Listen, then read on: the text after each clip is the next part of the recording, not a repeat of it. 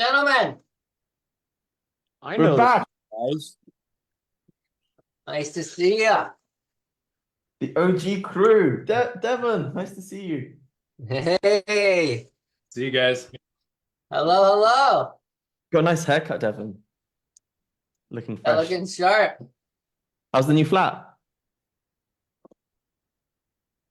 Nice, nice. Alan,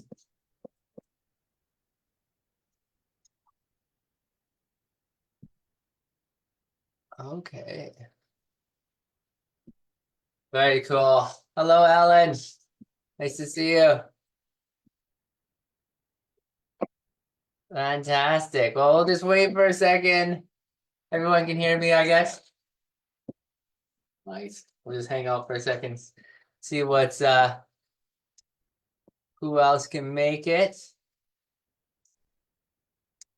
I'm very excited for this chapter for a couple different reasons. Maybe while we're hanging out, I think the last chapter we did was sell the concept, not the experience. Is that what it was? No, actively seeking exciting clients, I believe was the last chapter that we did. So it's pretty awesome what everyone thought about with exciting clients. That was really cool. Did that shift anything for anyone over the week? Have you changed the people that you've been looking for or creating for? Very cool. It's been actually such a helpful filter, and exciting is, I just find it so much more useful than ideal. There's been so many like ideal client avatar, your ICA, so much focus around that, but exciting, just changing that one word, I don't know, it's just shifted a bunch of things. And I have to create this new video for like the one main video for my site. And a lot of thought has been coming back to this exercise. So thank you. Nice. Oh, I'm so happy to hear that. Oh, I love when what we do here produces tangible results. That's when I'm just like, yes, it's working. Ellen. It has changed something in my awareness about through what filter do I see my clients. So that what I experienced is that someone that I've been coaching who wasn't my ideal or an exciting client at all suddenly shifted because I had the focus. Well, in my opinion, it's not just in my opinion. We went deeper than ever before. And that's what I like. I like to go deep. And I think it was because maybe I was looking for what's ideal or exciting about this client. Or maybe what can I do so this coaching session can be more exciting? So how I am changing really impacts the situation. And then it comes back to me as rewarding and doing a little dance afterwards and really looking forward to the next session. Building momentum, eh? Yeah, I think what really hits me these past weeks is how much my listening and my focus has to say about my own experience of what happens. And that was so interesting because in this case, it really impacted the client as well because we were able to go deeper. So I was a better coach. And the coachee had a new understanding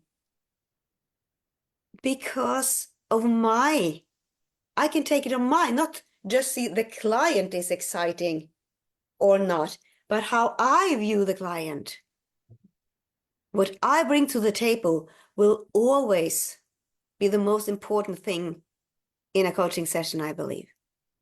Yeah, that makes a lot. I really like that last point there, Ellen, because it's also kind of the only thing that you really have, say, control over in the conversation is like how you show up and how you create that moment to be, you know, during and before and after, like, and in that kind of timeless place of just how you're choosing to be as a constant, like as a state. So that's really cool. And it's so cool that you said that like all the like then this like invisible situation suddenly arises. Like everything looked a certain way and then you kind of change the lens and things appear that weren't there before. One time Nick likened it to like, you know, when you go to the optometrist and they put that big machine in front of you and they change all the different lenses, like, and you're looking at say like the letters on a like on a wall on the other side of the room, and they ask you like is this lens clear or is this lens clear, you know, and there'll maybe even be two lenses that are fairly close, but one's just a little bit sharper, just like a little bit more acute. And we had that conversation. I was like, man, that's crazy. Because it's like not that there's a lack of clarity. It's like there could be just that much more like clarity and I think that you really came to that. That's what you're from what you're saying at least. And it was like if my intention were contagious through the screen. You know, when I had the focus on what I wanted, even though I didn't say that much. Yes, plot twist. Yeah. Mm-hmm. So even though I didn't say much, or maybe it was just hidden in my energy, or maybe I did say something very profound that shifted everything that I'm not aware of. I don't know. How the most important thing, my intention was picked up by the coachee. And then the plot twist happened. Totally. That's fantastic. I love that, Ellen. That's such I really do love when these sessions produce something tangible. Does it for me. My whole way about going about things shifts. Devin. I love everything that you say, Ellen, but specifically, you know, controlling how we show up and even just this distinction of what is exciting. Of course, if we're showing up for something that excites us, how are we going to show up? It's probably going to be a little different. And we create them to be that. And I was also thinking back to one of our earlier calls. I think there was a guest named Alex who came in and we were talking about kind of like Alex Manzi. Yeah. yeah. And we were talking about kind of the pitfalls or like the dark side of persuasion and marketing tactics and the kind of more like pain point oriented marketing. And then this other side, which is, I don't know, like it's still persuasion and influence and leadership, but it's pointing towards maybe more aspirational attributes, right? And I'm just thinking about that one shift. I'm going back on it. I know I'm harping on last session, but that excitement, like what is the exciting client? It feels like it helps us to not do that pain point marketing, which I think honestly more people, especially the people that we're trying to work with, are like they're tapped out. They're really like energetically sensitive, intuitive people, and it's like, no, that doesn't feel good. I don't want to engage with that. So that excitement is like, oh yeah, of course we're going to show up differently. Of course we're going to create clients differently. Of course we're going to create our, you know, whatever our content or anything else is. Such a better filter. Totally. I so agree, especially what you're talking about with people being tapped out of that energy. Because to me, like what it sparks in what you're saying is that pain point perspective assumes an inner division that the person's divided up inside. They need help. They need to like collect themselves and come together and heal. you know, and that they're going to use your product or your path or your mindset or whatever in order to do that. But to me, with coaching or being a prosperous person in general, it's like the assumption is that you're already whole, that like you're good. So now how are we going to supercharge the good? How are we going to extract what's working and magnify it into something that becomes like an incredible thing, becomes a miracle?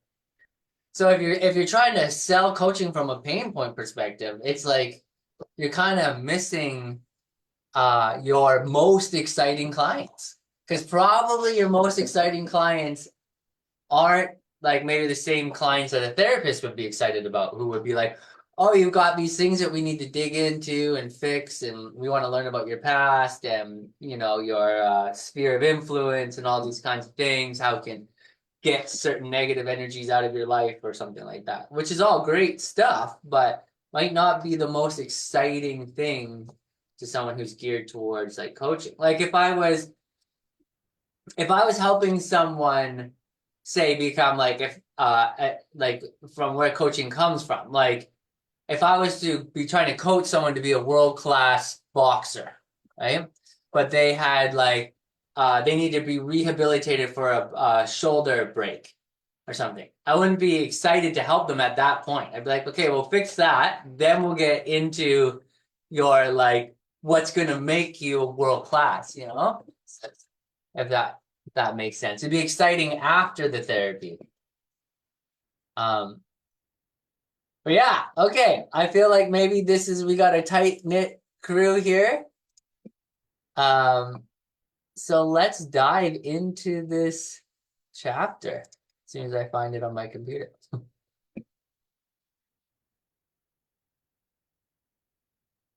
So I'm just gonna read it. It's not gonna take long, and then we'll dive in.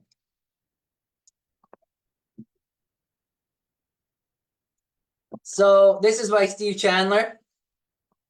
So possibility will trump affordability. One of the primary and most oft-repeated mistakes coaches make happen when they allow the end of a long intake conversation to focus on fee, on price, on affordability, on cash flow, on money, on scarcity. So the prospective client hangs up and then walks away inside the context of affordability. And that's the worst place to end a call. It's the last context I would ever deliberately create, and yet I've created it. It would be like if I were single and dating and just had a wonderful, flirtatious and connecting, meaningful conversation with someone I wanted to see again, and ended the call with, by the way, I own a meth lab. You need to see it sometime. Wow. Please don't let anyone hang up or walk out the door if the last words you exchanged were about money. It's okay to go directly into the money issue, but then allow that issue to take you back to what your prospect wants and what his or her opportunities really are. You always want to leave your prospect inside the highest context of possibility. Because about 80% of coaches and every call on the subject of money, Is that a total buzzkill or what? Like, ooh. No wonder there's like most coaches are making less than minimum wage.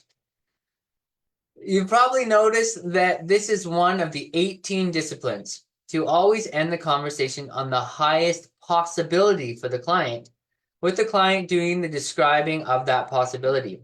It bears repeating that when these disciplines are practiced, coaches become prosperous.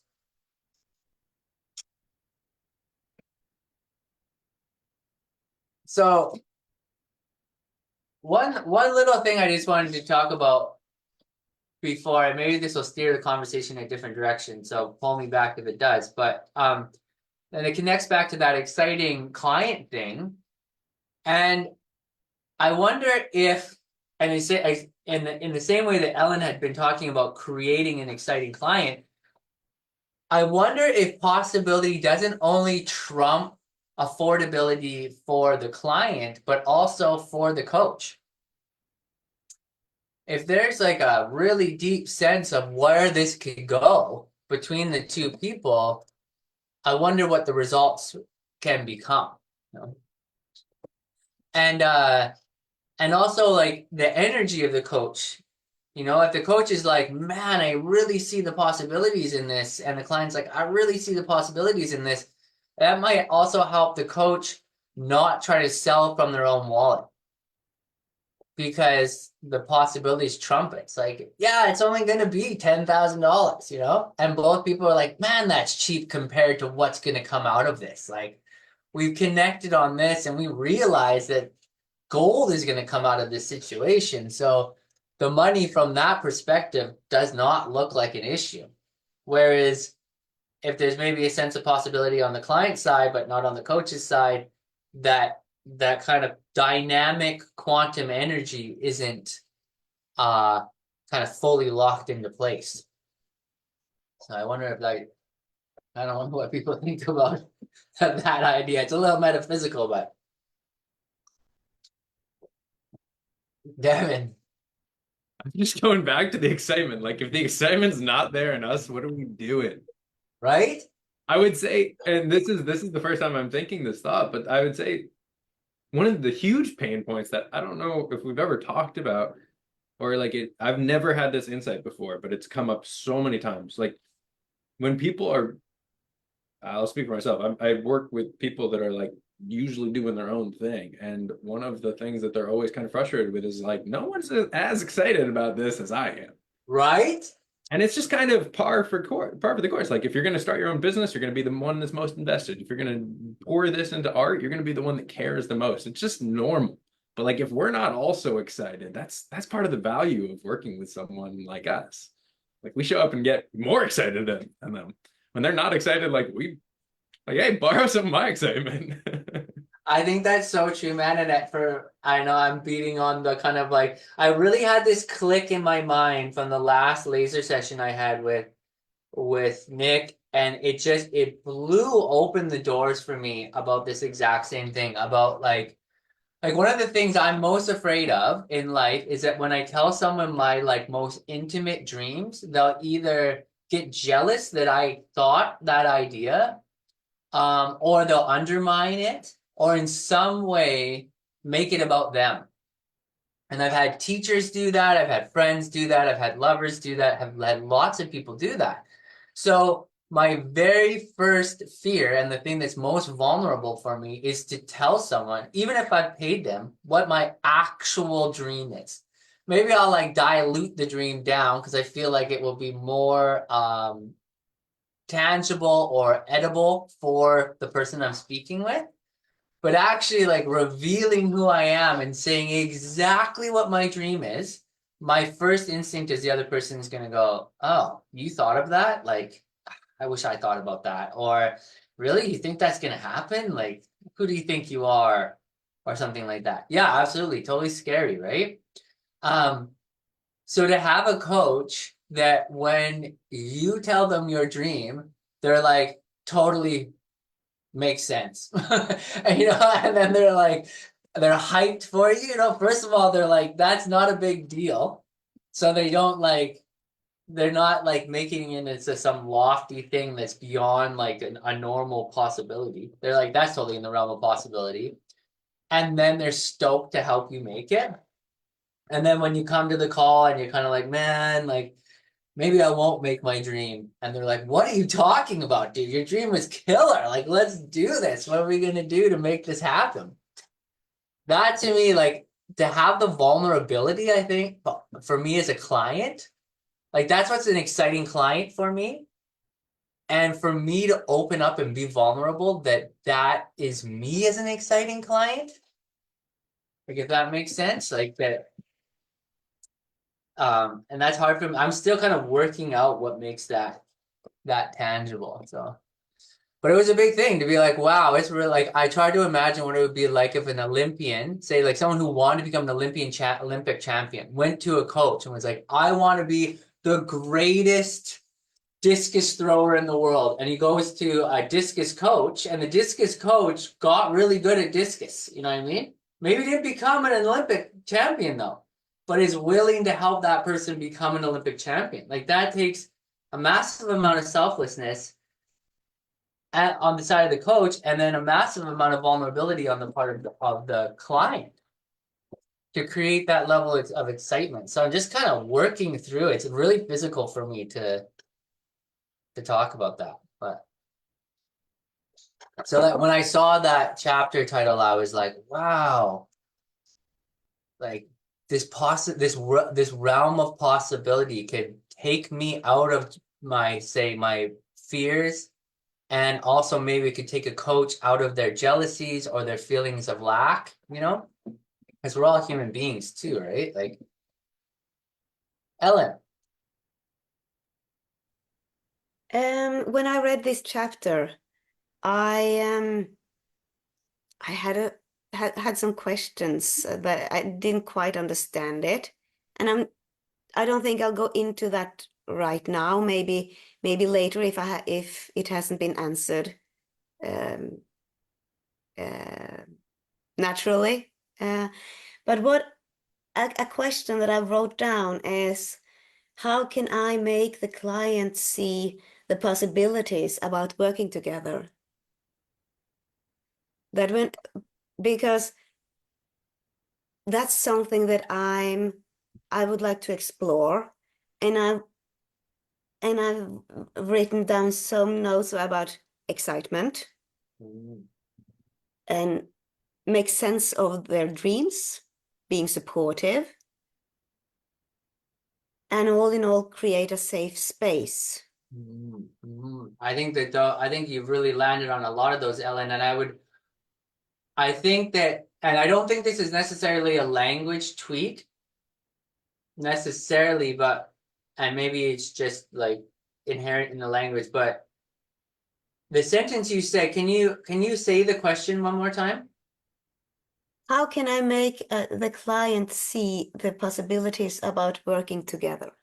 Yeah, and so I think that word "make" is like, that's where I think that's where you're saying, I'm going to do the heavy lifting. I'm going to make the client see the possibility. Where I think that the way to do it is to get the client to do the heavy lifting. So it's not that you're making the client see the possibility of working together. It's through like the inevitability of the conversation you're having that they see it. That they're like, whoa.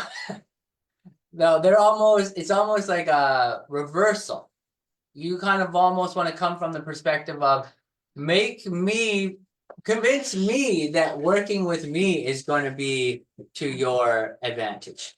Now, it was how you explained that you preferred it to be. That's what I had in mind. Oh.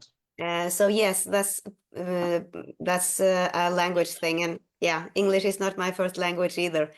So, but what I was thinking is, this is going to be a list that I would like to add on to be inspired and see how can I facilitate an environment that so that the client realizes that working together with me would be the best option ever. I could reframe it like that, for instance. But the point is, if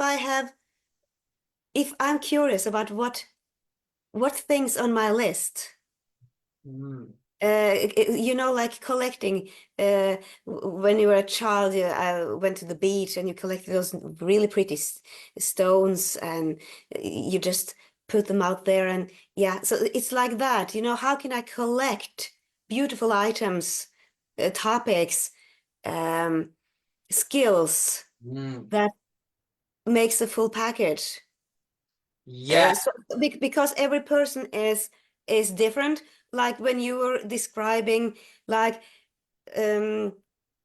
this with yeah, let's if the client shows up and says, I'm not so sure about this dream, and you go, what are you talking about? I would have backed out. And I would have the resistance also if a coach was doing that to me. Mm. So Mhm. that's what I mean by collecting different jewels, so that the more jewels or pretty stones, the more skills I have, the more possibilities there is for the client to recognize themselves I in love some that. of this. I love that And metaphor. and but my question was really, how about we think ourselves about this? How did we end up making an agreement with our coaches? Mm. What was there a turning point? Was there something that we saw? What did we see in ourselves? How did that come to happen? And maybe we can find some answers there too. I love that, Ellen. Would you speak to that? Like, is there anything that comes to mind for you for your coaches, or like, and not even just coaches, like let's start with coaches maybe, but if you were to expand, like teachers or friendships, or like, what is there anything thematically that you find intriguing that makes you trust people or open up? Maybe we should start, like, narrow it in with coaches. Like, was there a turning point for you? Like, is Nick your coach, or do you have another coach? I've had several. Nice. Nick is my main coach currently. And it's been very different. But I think that what's common for everyone, that's because of who I am. I'm very wary of people trying to sell, people wanting to get an agreement, when they come at the door. It's just basically, well, you know what? I'm a single mom and I live on the government's social economics, so bye. And then they understand there's nothing to gain there, so they don't try to convince me. So every coach I've had has not given me the impression that they want me to become their client.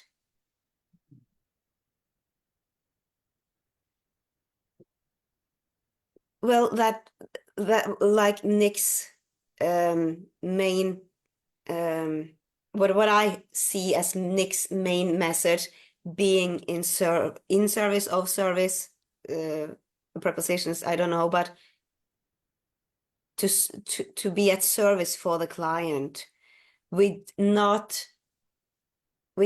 personal agenda. Just, I'm here for you right now, and right now is all there is. It's nothing towards the future. It was several years that I had known Nick, not very often, but attended webinars, had some exploration calls about this and that he offered, and I accepted because it was free. It was easy to accept and to get to know him when I didn't feel like he was trying to sell me anything. That made me feel safe and calm. And it was easier for me when he mentioned apprenticeship, that I could see very clearly in my head, yes, that's what I want.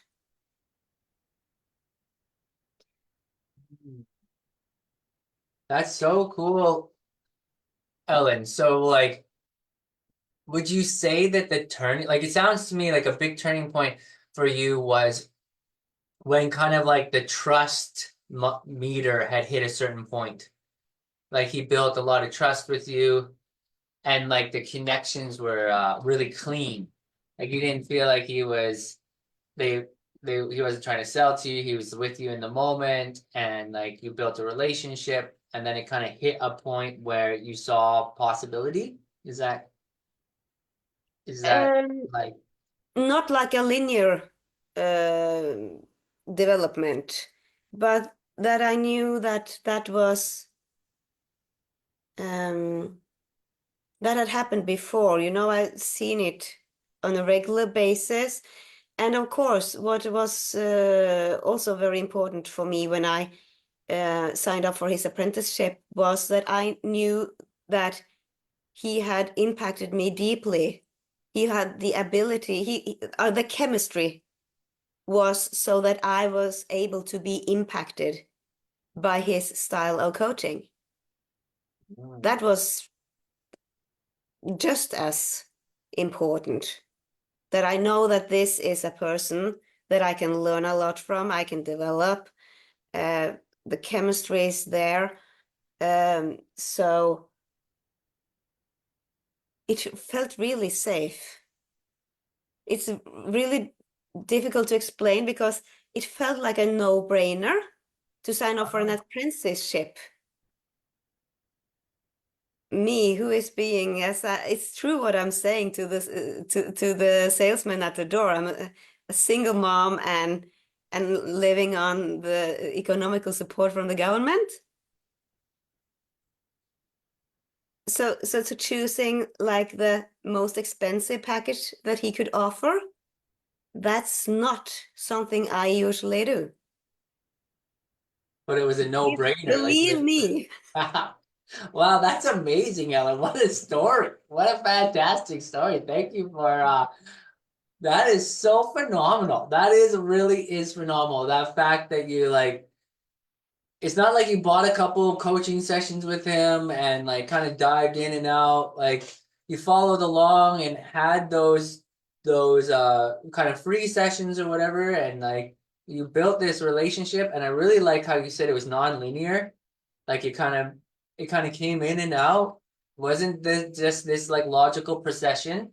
And then all of a sudden in the end, you buy the most like expensive quote unquote package and it's a no-brainer. Like it's not even like it's a no-brainer. That's and like you said, you're not exactly in the financial position. Like this is a perfect example of possibility trumping affordability. Like you couldn't get more possibility trumping affordability. Wow, that's fantastic. I think for the people in this group and then for anybody listening, talk about like Nick talks so much about kind of building and fostering that ecosystem and just serving, and your story is an amazing result of that level of enrollment, that integrity, and just staying in integrity until there's trust and a sense of safety, like you said. And that safety became a no-brainer. And then it created chemistry. Wow, that was a very nutritious story, Ellen. That was a very nutritious story. And I would love to hear from Devon just a quick comment. That makes me also question whether how useful it is to bring up the question. You know, like now I'm offering two pro bono sessions per person, and when when the second is at an end, I'll be questioning: is it a good idea to even mention that because of my own experience? But I know that I'm me, and yeah, so that just a thought. We don't have to discuss that now, but I just wanted to say that my experience also makes me question something that's, yeah. Wow, that's incredible. I love what you're doing there. It's such an interesting analysis and sounds like you're in the process of it. And it's just kind of, that's amazing. I love that. I'm very excited to see how that all unfolds. Like when you, like as you say, as you collect these gems, and that's fantastic. What a fantastic story. Devin. Nutritious. I feel highly satiated. Thank you. Um, I wanted to highlight one word that felt like it stood out among the rest, and it felt extra relevant with the chapter, and it was convincing. And yeah, on my notes, I just started like, making little like columns, and it's like, oh yeah, care will always trump convincing. Like that, it's you were happy to buy. You just don't like someone coming up to you and pushing or feeling assumptive or extractive or convincing you to take some sort of action. And on the other side, the words I wrote down were like, yeah, it's fostering that ecosystem. It's serving to create trust and safety and like out caring the competition. Yeah, that's huge, man. Talk about holistic approach. Out carrying the competition. Like that's like an all boats rising. Like if you're leading the care fucking armada and everyone has to get on that rather than the convince armada because you're just like, you're pulling in these big sales that people are like, this was a no-brainer. I love this. Like people are are forced to go in the direction and start caring. Like that's a prosperous person formula element for sure. That's just like all boats rise. I love that. The image that came into mind was there's a bird feeder outside, and I just thought about like one time I was in Whistler, Canada, and I was on a snowboarding trip, and I saw someone have a bird land on their hand in the lift line. And of course, I wanted to try it. So basically, it wasn't from like trying to snatch the bird out of the air. That would have scared the crap out of it and made it fly away as fast as it could. That's like the selling image, is like chasing the bird. But me just putting out bird feed on my hand made it land on my hand. And it was like inviting, yeah, here, nurturing, come hang out. I'm not even gonna grab you when you're there. I'll give you some more. Yeah, totally. And then what do you have? This beautiful experience. Like Right?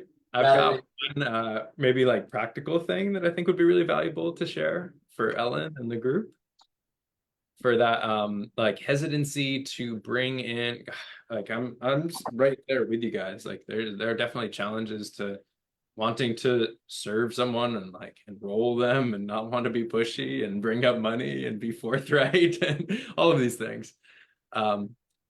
And there's this common theme that I'm seeing of just like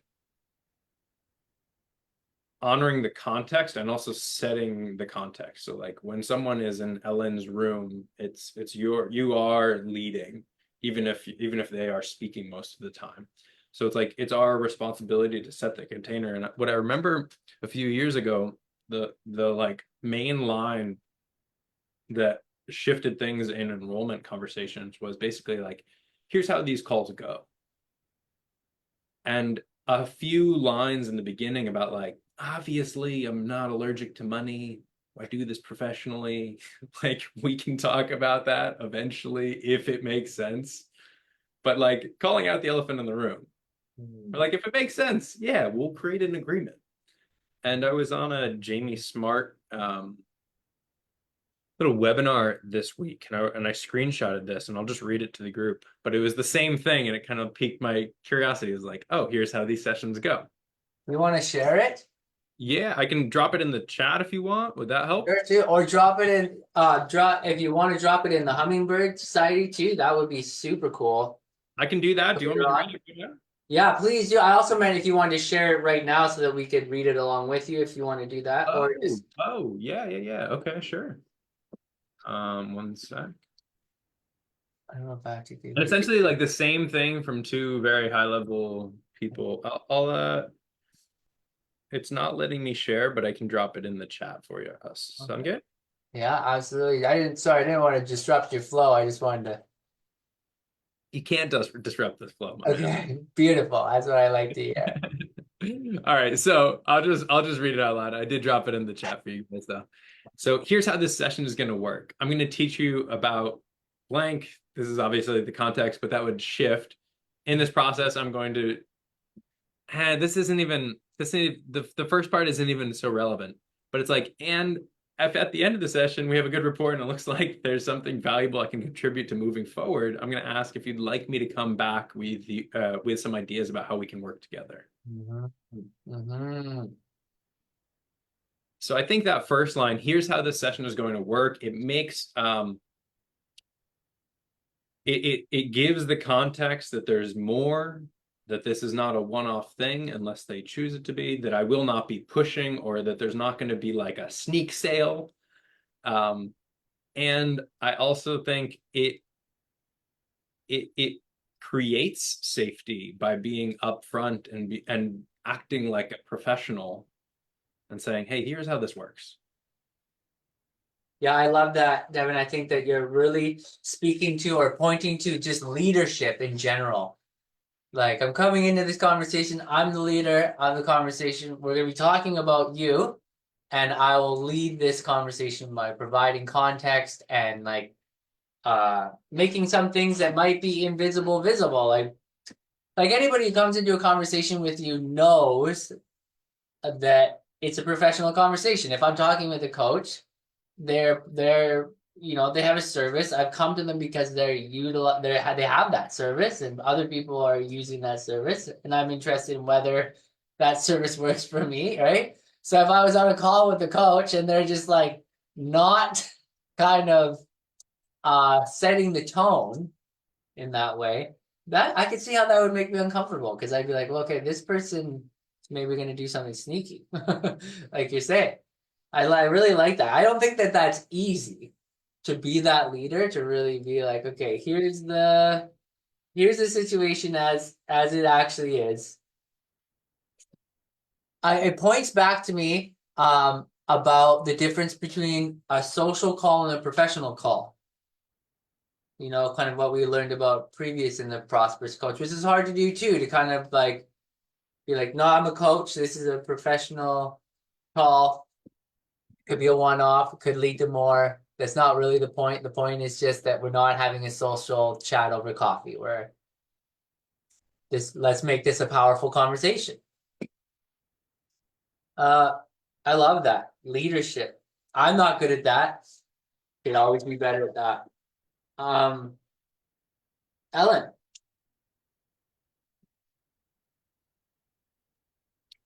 I have a couple of things around this.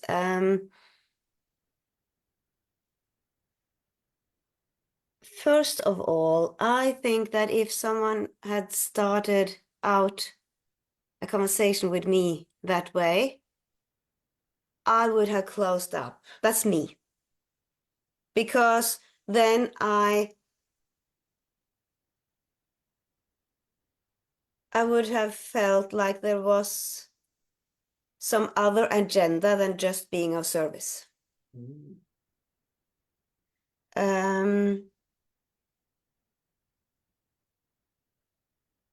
I think and the line that we're missing here, Devon, I was also on that course, is the ending. Does that seem fair to you? And he was quite particular about that, because it does seem fair. But I would have said yes, because I would feel, yeah, I can't say anything else. It seems fair, but I'm not very happy about it. That's me. That's me. The other thing is, well, maybe it can be, I know that what doesn't always seem like a good idea for me is just in my head. Like when Nick talked about asking for permission all the time, I thought that was very strange. Do you ask for permission to tell them something? Well, that's why they're there, isn't it? But just recently I had an experience with a client, and she stated that the one thing that's really made a difference for her in our session was that I asked her permission to share something personal, because then she felt like we were at the same level. Not that I was trying to be better or something like that. That really made a difference to her. So I'm very aware of my thinking is not the right way of thinking, at least not for everyone, or every time. So if this is a good idea and you think it's difficult to speak it in a session, then maybe it's possible to write it, before the session starts. Here's how this works. This is what's going to happen. And because then they are prepared in advance, and you don't go directly into that conversation. Just as the chapter says, don't end the conversation about P. Maybe you shouldn't start with it either, or something about working together, something that you would like to achieve for yourself. But if you do it before, then they will have the opportunity to withdraw, and then you don't waste your time doing that. But it could also be like, then you get a little distance from it, and then you can just show up and be with the client fully in service from the first moment. Yeah, so that's my thoughts about this. Well, I like this. We're kind of teasing things apart here. I love that. Devin, do you want to speak to that? And then we'll go to Layla? Okay, go for it. Just really briefly, this is so good. And I thank you, Ellen, for being so attuned to selling and what feels authentic and what feels like service, and not wanting to do anything but serve. And it's not lost on me how clear that is, and then how, in contrast, the main message from the last meeting with my business partner was. And I have it written down on my notes that are open on the other side of my journal. And it's basically just the best way to serve people is essentially to sell them. The transformation that's going to happen, and that's confrontational in a way to me. But it's until I see enrolling someone as service, of course I'm going to avoid it. Of course I'm going to bring weird energies into it. Of course people are going to feel that and not want to go forward. But if I come in with that knowing that working with them for 6 months, let's say, will ultimately serve them way better than a one-off session where they feel good for 24 hours and then they have no corner man for the rest of the time, I'm actually doing them a disservice to not enroll them. I love But whether one way is right or not. No, I think that there's this. I love this, because this ties back to something that Nick and I have talked about, because it's really, and I love it's kind of the awareness and vulnerability that you're speaking from, Devin, about kind of your business partner says this truth that selling is serving, but to get right with that, to get clean with that, so clean that it's coming from this place where it is so clean. And Nick talks about that, about really, he's I'll be oh, actually, I'm going to make this post, or I'm going to talk about that. And he'll be sounds like you still need to tidy some things up in this. You're not clean with it. You're not getting really clean with it. And I think that that's what Ellen is picking up, is just, and you had kind of said it, you're there's some dissonance around this fact for me. I know it's true. It's a principle of truth, and that really high level enrollers or salespeople have gotten right with this thing. So right that when they speak, a person like Ellen doesn't pick up any of that grime, lack of complete confidence in it that comes from being just so fucking clean, or you're not thinking to yourself at all, oh, I'm making a sale, or you're actually fully in that possibility trumps affordability place where you see someone and the words coming out of your mouth might be sales words or enrollment words or setting the tone words, but they're not, it's super clean that it's just natural. The other person just sees it as human. It just feels like comfy leadership, like safety, you know what I mean? I think that's hard to get to a point where you're just like, you're selling from like fucking just clean as fuck, you know?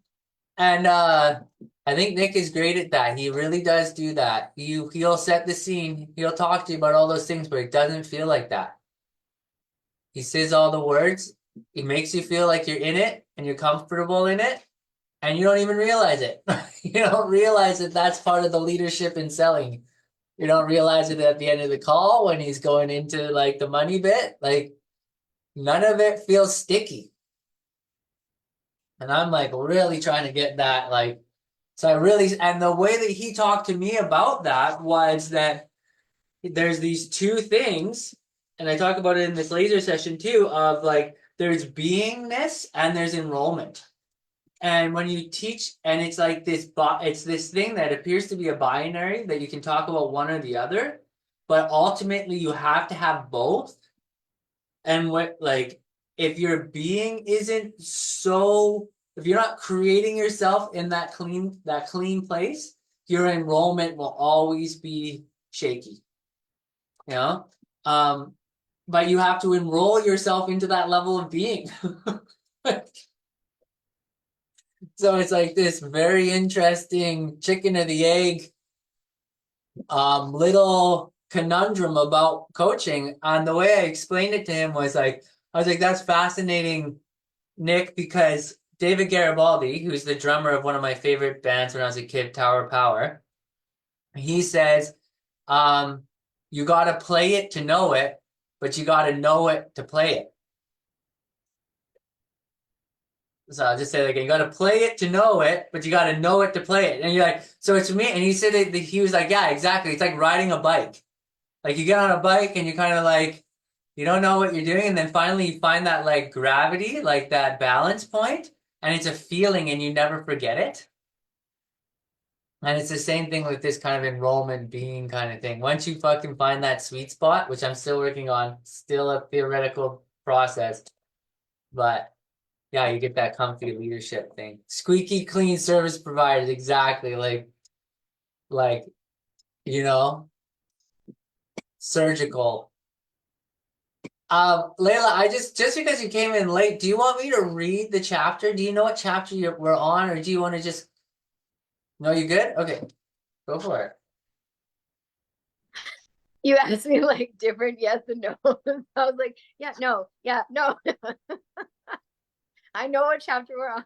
I don't need it to be read. Thank you. Okay. And I love this. And I'm gonna even like drive a little bit more forward in terms of clean and dirty. Okay, because I think sometimes we want to, there's like this paradigm that sits behind some thought that we are vessels. And if we're vessels, we can be clean ones or we can be dirty ones. And that's cool. And that's totally a real paradigm that serves many, many people. And I think though, also something that may hold that paradigm and others, let's say another one being about things that are fixable, you know, like a machine that's fixable,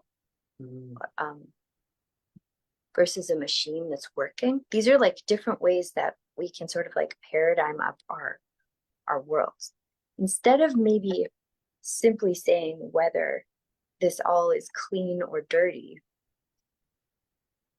it's like there's a wholeness to it. And that's a different paradigm too, because then it's okay for it to be messy as you're learning. It's even okay for it to be messy when you think you're great at the thing you do, and all of a sudden some inevitable new unique situation presents itself and it gets a little messy.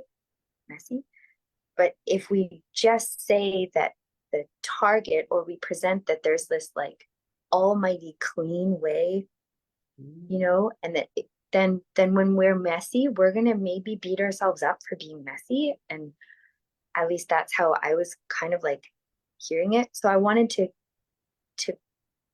push into that a little bit, to say, like, as an example, I had people approach me to coach their daughter in her voice. This is like music coaching. And we've already worked together last year, which, okay, so there's already a relationship there, and I can see that. But to re-enroll someone into a new year, here's the wholeness. So I value my service. I wrote it down, so I'm going to read, because I was like, oh my God, this is good stuff. I valued myself and my service, number one.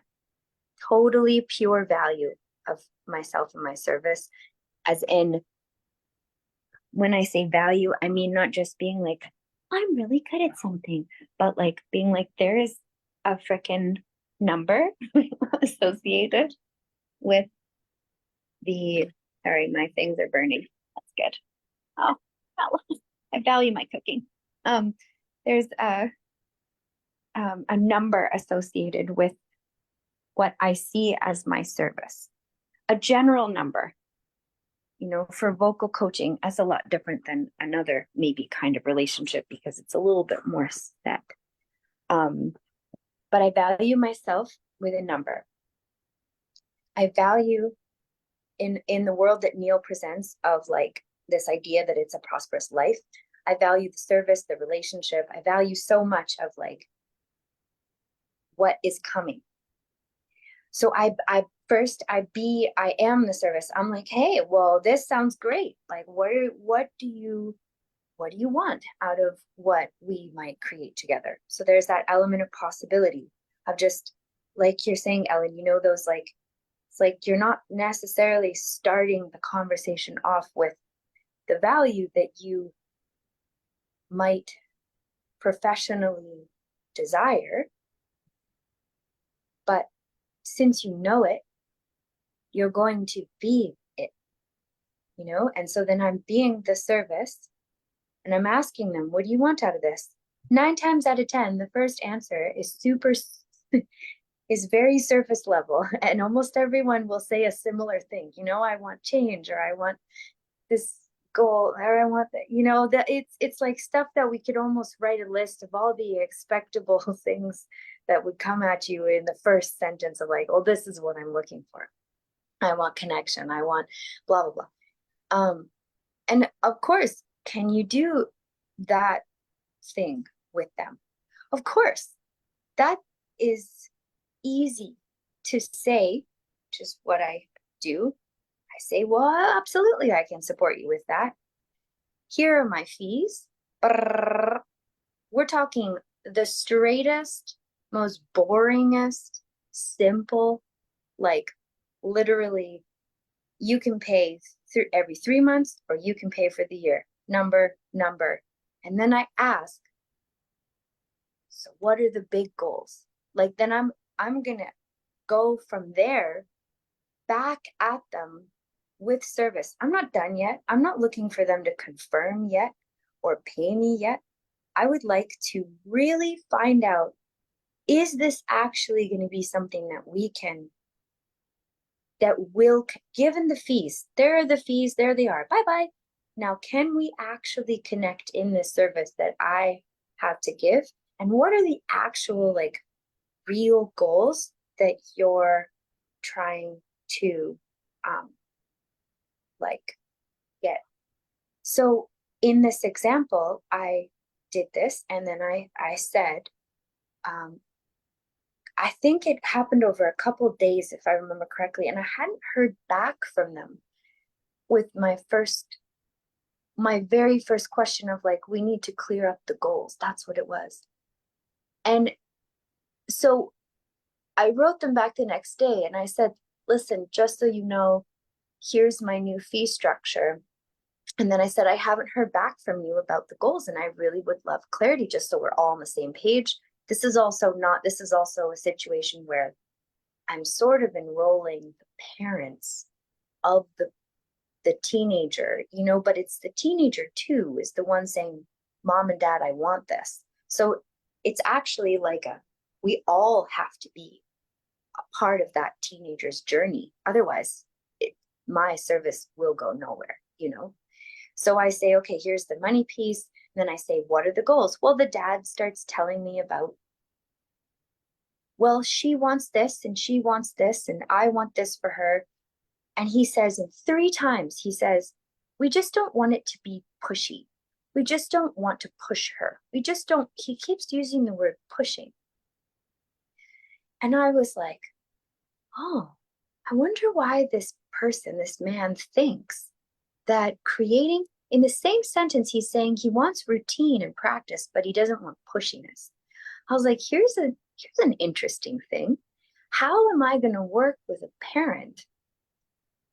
How am I going to instill a sense of discipline around committing to goals and staying accountable to them with parents who might not want to be on the same team as I? Mm-hmm. So I was like, fuck, if I'm going to serve this girl, I just dropped the fuck word. I didn't even mean to. Okay, if I'm going to serve this girl, I have to serve them first, right now. And so I said, I started writing, like, because this was all actually being done just on a chat thing. I started writing, you know, what do you think about discipline, and how can we, you know, what can we create together that will make it be good for your kiddo? Like, does it really, what is pushing? Like, I started writing all these things. And this man, just simply by me having opened up the conversation, another message pops up, and he is telling me his own like process that he was having in the moment of realizing that, like, you know what she actually needs? Like, he like went deeper himself as he revealed to himself. Like, he was obviously reading the thing. He was like, you know what she actually needs is like pathways towards connecting the practice to her goals. And I was like, boom, we can freaking do that. And in that act, that like in the act of me recognizing him and going, yes, that is what we can work on. We can work about, I didn't have to say anything yet before about commitment, accountability, discipline, like the importance of it all. Then I could say it. Then I could offer it as like, amazing. I'm glad we agree. I will support your daughter in developing pathways toward how she can commit to a practice that's directly related to her goals. Like, we will work on clear goals. We will set and I'll teach her how to be accountable. I didn't even, I had to go from this conversation and I haven't read them yet. I scanned them quickly. The man, I asked one more question. I said, has she ever performed live? Because in the meantime, I'm seeking clarity. This is me being in service of the clarity of the kind of, here's my service. We already talked about money. Here's my value. How are we going to link this all together, right? And I asked him, has she ever performed live? He has written me approximately 8 to 10 more messages, unfolding and revealing so much. Like, the one thing that I quickly scanned was him saying something like, she's ready to perform. I don't want her to until she can get up on stage without making mistakes. I was like, who's a musician? As if we ever get on stage and as if there's ever a moment where the top professionals never make one, you know. And my grandma used to say, like, it's not about mistakes, it's about how you walk through them, you know. And so just to say that example, just to share that with you guys, of being, because I read the chapter and I was like, this is exactly what, so then what we've left the conversation with is a realm of possibility. Like, there's so much possibility that the man is having a freaking messaging heyday with all of the ideas and all of the potentials and all of the, and then I'm sitting there in my mind, I'm going, now Ellen, talk about the money side, right? I'm going, wow, I may have just not just re-enrolled this child for like a year, I may have enrolled this family. Like, I'm enrolling this family as like a potential 5 to 10 year client in service of that child whose musicality and songwriting, she's 13, she is incredible, becoming a professional musician.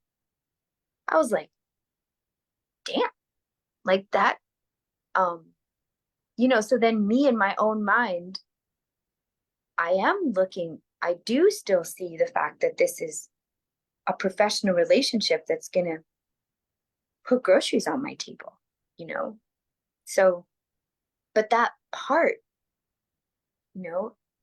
is it clean or dirty, or is me knowing that, is that a dirty thing that I know about it's like, that's where I wanted to that's why I started this with it being like, it's actually just a whole, like, it's whole. We're in when it's a professional service, you're aiming towards prosperity, money is part of the exchange. That's just a whole part. It's nothing more than that. When you're looking at prosperity as a relationship, energy is part of that exchange. Money is just an expression of a professional exchange of energy, as opposed to, in personal relationships or whatever. It's just Seems like that.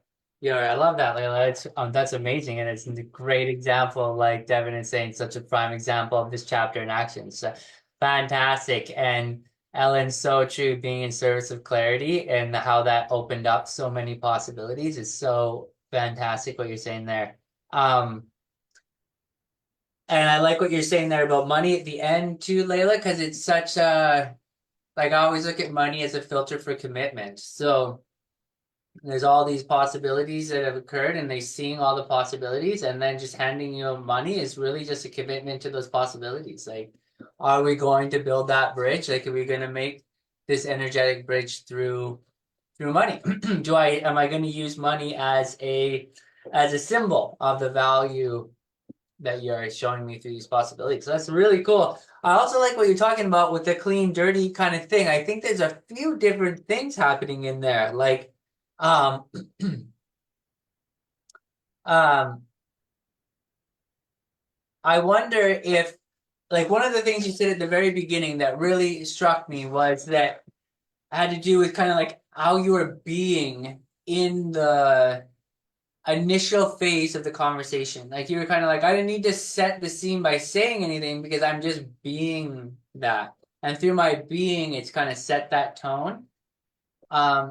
The energy of who you're being, I think that's a really big thing. I also think that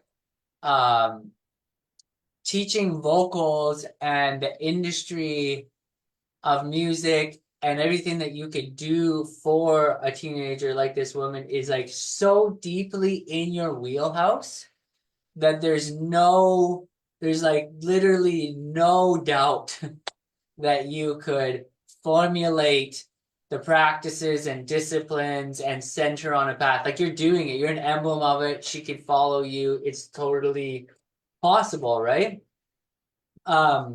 Especially since it's right inside your wheelhouse.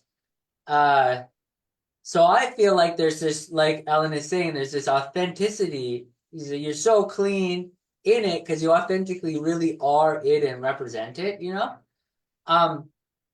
I think that where the divergence occurs where things can feel dirty or not totally clean. And I think dirty or not clean is more of kind of like pointing to just a lack of assurance. Like say when you're a coach and you're helping people in many different disciplines through a core set of principles, there can be some level of just not being quite sure that you can help the person, you know what I mean? Like even if you 99% see, there's gonna be that little bit of like, oh, but what if it doesn't work or something like that, or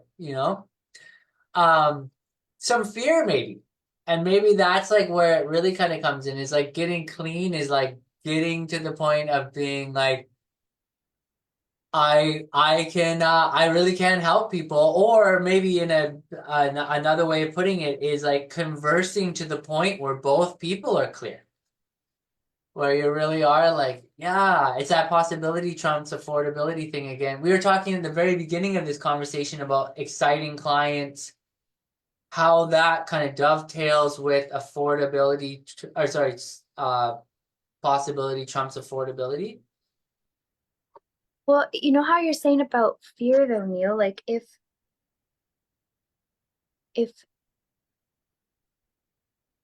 okay,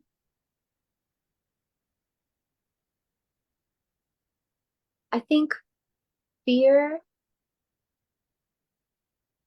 I think moving into conversations with people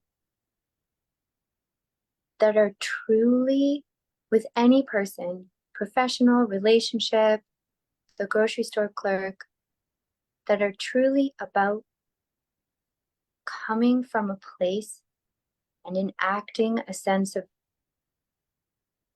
individual, respective, and collective prosperity, fear doesn't belong there. Like you can't do it. Yeah, I absolutely, I agree. I just want to speak to that right there because I think that there's like such a truth in that, in the sense of there exists in every situation immense possibility. Yeah, so like when you're saying the dirty and clean thing, maybe then if I understand correctly what you're getting, maybe sales just seems dirty when it's coming from a place of fear. Yeah, and not being able to like live up to the expectation or all these things, right? And I think that that is true. If we were to extrapolate that out and keep that prosperous person formula happening, I really think that that's true in all situations. Like if you're imagining that everything in front of you is a field of potential and possibilities, that anything could occur at any time, then fear is the only like insidious thing that can make it go down a path where things aren't beneficial or nutritious or helpful, you know what I mean? It's like if everything is quantum, then the virus is fear. That's the one thing that's gonna like just gonna overload and fuck up the system, you know? Yeah, totally. That there's some type of, you're absolutely right, Philip, that there's some type of virtue in being poor, you know? And also that, and I think like what this opens up to me is this kind of concept of like we're habitual creatures. So I think habit is essentially inescapable. But if the habit that we build in ourselves is that every moment is infinite possibility, then we're just going to approach every conversation from that point. And then I think in terms of like what Ellen's kind of saying, like if the coach comes into a conversation with you with this idea and that it's like anything is possible and can totally create that we have infinite potential in front of us and total possibility, and I'm here to to be there with you, like to really actually be there with you and not be afraid that I can't be there with you or not be afraid I can't support you, you know? So it's really just kind of like, I would say it's like scraping out the fear, which is, you know, it's kind of like, and sometimes the fear can be like just a tiny little like, So, Like I'm so seeing the genius in this book layout because like one of the first lessons I think we've gone over is like you should have support. Like Mm, you should be working through these things yourself. totally. And if you don't, it will come in this chapter when you're, you know, inviting someone into a deeper phase. Totally. Like, what does it say? You can only go as deep with your clients as you've gone yourself. So if you're not scraping away that fear and kind of getting clean about it and actually believing in that level of possibility, like not as a theoretical concept, but as a lived outcome, a way of being, like you can only go so far with your client. Like your client's gonna pick it up. They're gonna sniff out. It's like Nick says. They're gonna smell that whiff of bullshit. You know what I mean? Like, you're like. So I really like what you're saying there, Layla. I think that you're pointing at something really beautiful. Ellen. I just want to share what I just written down in my notes. Anything is possible when I start every call being safe and confident in myself and curious about the client. Totally. So true. Totally, like yeah, absolutely. And I really feel to extrapolate that out, Ellen, is like that is a life lived from the heart, like from love. Like that really is love in action, like love as a verb, like feeling safe and comfortable in myself and then being curious about the world. Like talk about being like your best 5-year-old self. Like you get up in the morning and you're like, heck yeah, let's see what's gonna happen next. You know what I mean? Like you don't yet have that thing that says I should be afraid of the world or something like that. You have this like, you know what I mean? You have that innate resilience. Ellen, yeah, go for it. That's true. Yeah, just a quick comment because I think that will be really useful to remind myself of before every coaching call. Like getting into that state of mind, because it's so easy to lose that from your sight, even though that's really us, to just remind ourselves of that, to align with ourselves, really. Totally, I so agree. I really agree. Yeah, I think that's such a beautiful, that's like really is that possibility trumping affordability. You're just like, you really are looking at possibilities. You're curious about possibilities. Like it's authentic. It's not like this is a sales formula. This is like a lived experience. Layla. and how it says at the end about like practice, you know, like that, and there's this peace in fear, right? There's this peace that like things that are uncomfortable, yeah, he does do it in italics. There's this peace in fear that things that are uncomfortable, or the things we could almost say, and maybe we couldn't, but we could almost say, I feel like that fear has in it this like intangible like illusion of an enemy, you know, like if I'm afraid, say, of like talking about money, right? Like because Philip was saying that, I mean, we have this like indoctrinated virtue thing. So I'm afraid talking about money. Well, then does money become the enemy? Like, have I created this intangible like creature, you know? Well, the only way to, there's two things there. The only way to like vanquish the creature is to go right at it. So when he's saying practice, that kind of linked together for me, where it's like, okay, so if there were fears or that part about dirty, clean, wholeness, whatever you want to look at it. It's like if there's things that are shifty in there, to go right at them. And that this thing that I learned a while ago that I shared a long time ago about enemies having solutions, like enemies holding the solutions, that we might that's very hard to see, that like an enemy would have a solution for us, but they all do. They all literally do.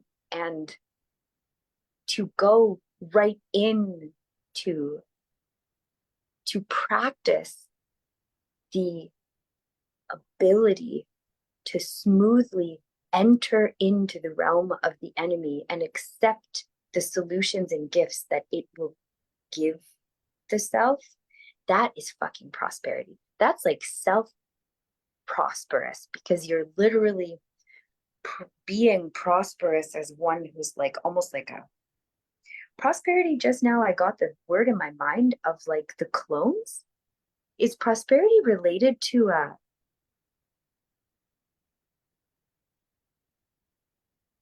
how did that happen in my brain? I don't know how that happened. The clones, is that what you said? What is the word? There must be a word. Progenation? Progeny?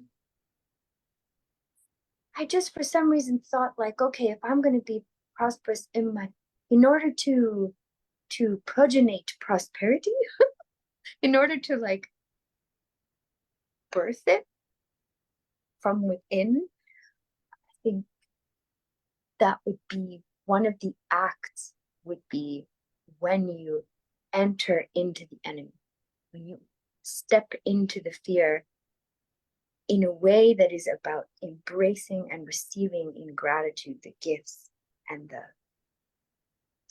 solutions.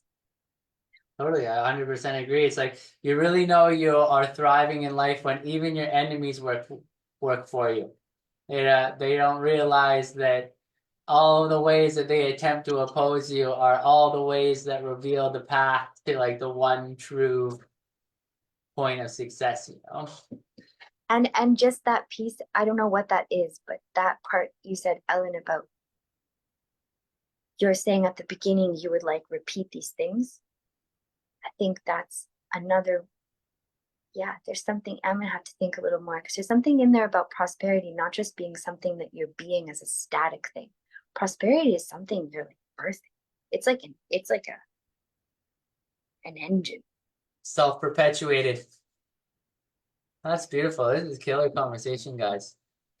I feel like the deeper that we go into this stuff is just like we're getting into all the layers, all the little layers. Tevin. So much nuance and like so many gems in here. Layla, I love that share, and what stood out to me was that actually, first of all, I just wanted to highlight something. When I wrote in the chat, like what a prime example of this chapter in action, it was specifically about when you shared the fees super simply, 3 months or a year, 2 pays, whatever. And then it's like, so what are the big goals? Mm-hmm. Like right in that context, even with delivering, hey, this is how I work, you're like, and moving on, here's why. Yeah. I thought that was gold.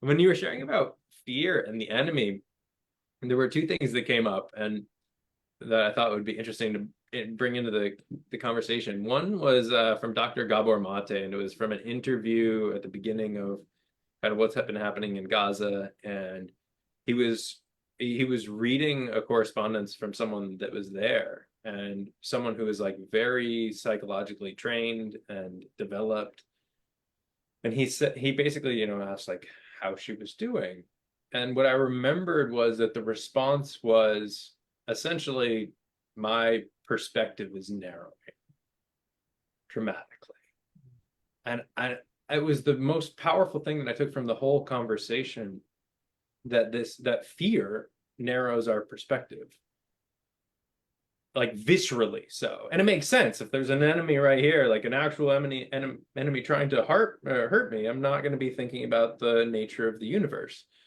That would probably not be great for my survival. But I just thought that like narrowing, and then the last with that, the last little thing that I wanted to share, which is maybe it feels like possibly like a cliche, borderline cheesy coachism, but that question of, is it expensive or is it expansive? Mm.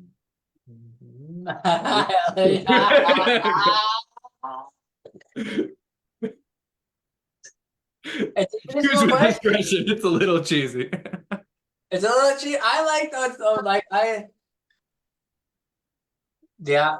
You know what else? It's just one thing I want to put from martial arts too that's really interesting. Actually, also in terms of like general warfare, that kind of lends to what you're saying, Devin, is that um the best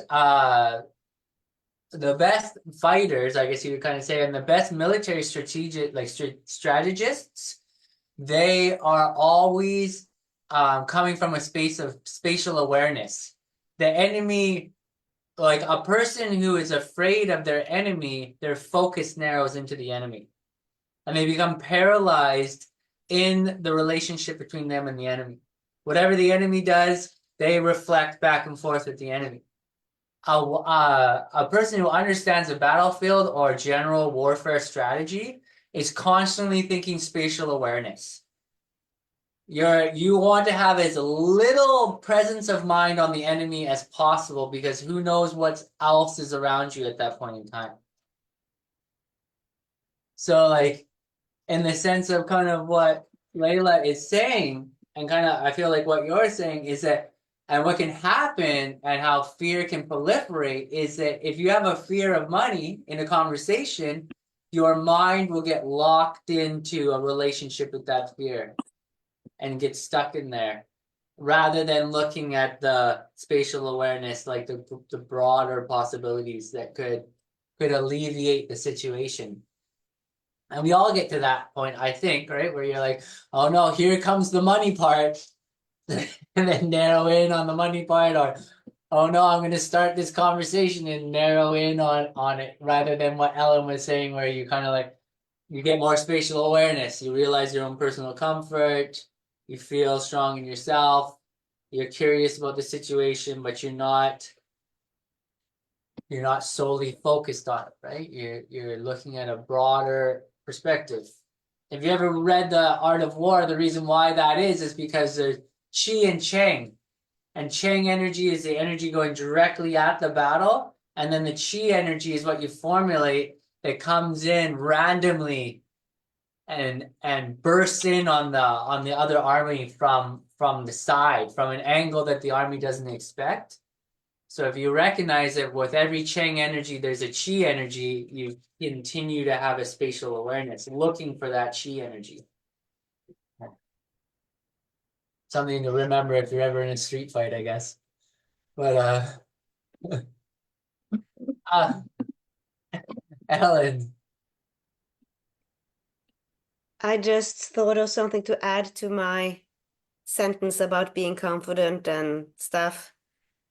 That I'm being safe and confident, but also excited. Yeah, totally. Yes. That's beautiful. That's such an alleviating thing, hey? Because then you're not going in serious, you're not trying to be ideal. You're just going in there with like a sense of excitement.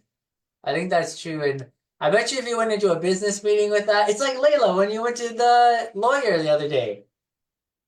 And you just sit down and you're just happy and stoked. Oh, man, did that shift the whole energy. Okay, guys, let's leave it there because I feel like that this session has been like scrumptious. That's what I'm gonna say.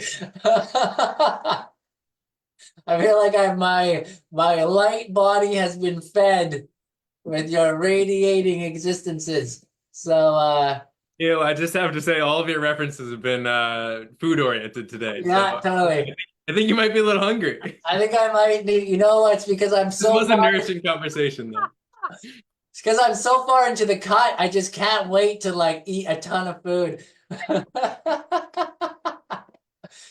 1,600 calories for 4 months is just not, it's not enough. Okay. See you guys. Thank you. Bye. Thank you, Philip.